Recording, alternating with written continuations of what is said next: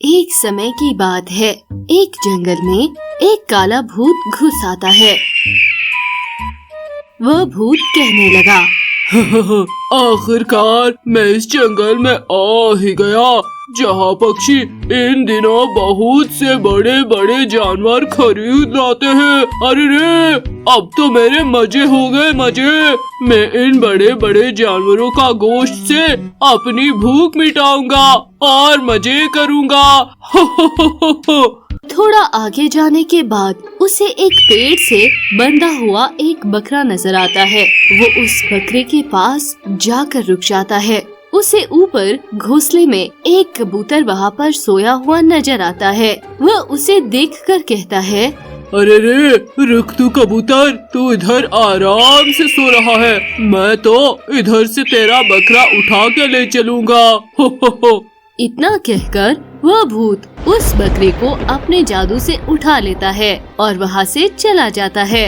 सुबह कबूतर सब पक्षियों को इकट्ठा करता है और वह उनसे कहता है, अरे पक्षियों, मेरा तो रात को बकरा गुम हो गया है। मैंने रात उसे अपने पेड़ के नीचे बांधा था। अब जब सुबह उठ के देखा तो वो वहाँ पर नहीं था। तुम में से किसी ने मेरा बकरा देखा है तो मुझे बताओ जरा। अरे नहीं कबूतर भाई, हमने तो तुम्हारा बकरा कहीं भी नहीं देखा है। नीलो चिड़िया कहने लगी, अरे कबूतर भाई, हो सकता है तुम्हारा बकरा रात को रस्सी तोड़कर कहीं भाग गया हो और दूर किसी और जंगल में भाग गया हो। अरे नहीं नीलो चिड़िया, अगर मेरा बकरा रस्सी तोड़कर भागता तो मेरे पेड़ के साथ रस्सी बंधी हुई मिलती। अरे रे, मैंने इतना महंगा बकरा लिया था मंडी से, पता नहीं वो कहाँ चला गया। अरे रे कबूतर भाई, हम सब पक्षी जंगल में तुम्हारा बकरा ढूंढ लेंगे, फिक्र मत करो, तुम एकदम चिंता मत करो, मिल जाएगा तुम्हारा बकरा। फिर इस तरह से अगली रात हो जाती है। भूत फिर से जंगल में घुस आता है और वह इधर उधर बकरे और जानवर ढूंढने लगता है। आखिरकार उसे एक घर के आगे से एक बकरा बंधा हुआ नजर आता है। अरे रे, वो देखो, इतना मोटा और लजीज शिकार मिल गया है। चलो चलो, उसको उठाकर अपने साथ ले चलता हूँ। इतना कहकर भूत बकरे को उठा के ले जाता है।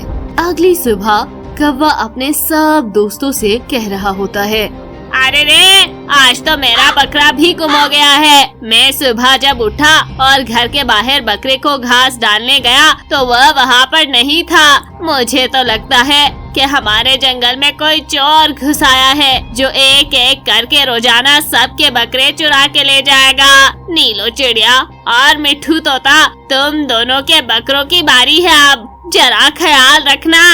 अरे पक्षियों, इससे पहले कि ये चोर हमारे जंगल से और ज्यादा बकरे चुराए, हमें इसका कुछ न कुछ तो करना ही पड़ेगा। मेरे जहन में एक योजना आई है।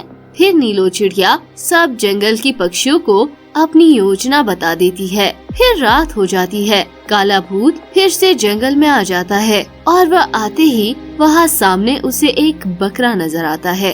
अरे रे, वाह वाह, आज तो शिकार इतना जल्दी मिल गया है। आज तो इसको खाने में बहुत मजा आएगा। मेरी तो किस्मत ही खुल गई है। रोज मुझे इतना अच्छा बकरा खाने को जो मिल जाता है। इतना कहकर भूत बकरे को अपने जादू की शक्ति से पकड़ कर ले जाता है। दूर पेड़ के पीछे चुपकर बैठे पक्षी यह सब देख रहे होते हैं। हाँ, तो इसका मतलब हमें उल्लू तांत्रिक को बुलाना ही पड़ेगा। चलो चलो। फिर सब पक्षी उल्लू तांत्रिक के पास जाकर उसे सारी बात बता देते हैं।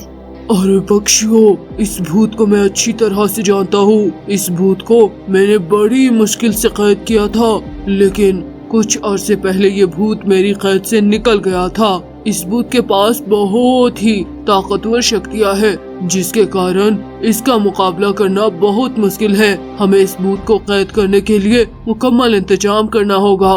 आज रात ही हमें इस भूत को कैद करना होगा, वरना तो ये बहुत नुकसान कर देगा।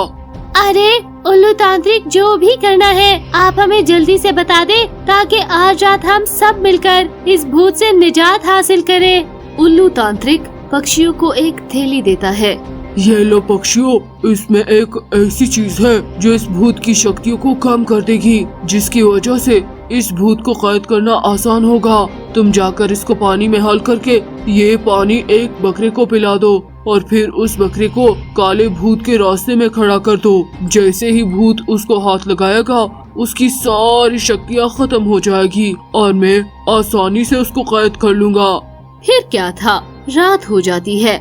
काला भूत फिर से जंगल में आ जाता है। वह बकरे को देखकर खुश हो जाता है और जैसे ही वो बकरे को पकड़ने के लिए हाथ लगाता है उसकी सारी शक्तियाँ कम होने लगती है। फिर उल्लू तांत्रिक सब पक्षियों के साथ वहाँ पर आ जाता है और जल्दी से काले भूत को कैद कर लेते हैं और उधर ही आग जलाकर काले भूत को उसमें डाल देते हैं। काला भूत आग में जल सड़कर मर जाता है। उस रात सारे पक्षियों को उस जालिम काले भूत से निजात मिल जाती है और सब पक्षी खुशी खुशी रहने लग जाते हैं।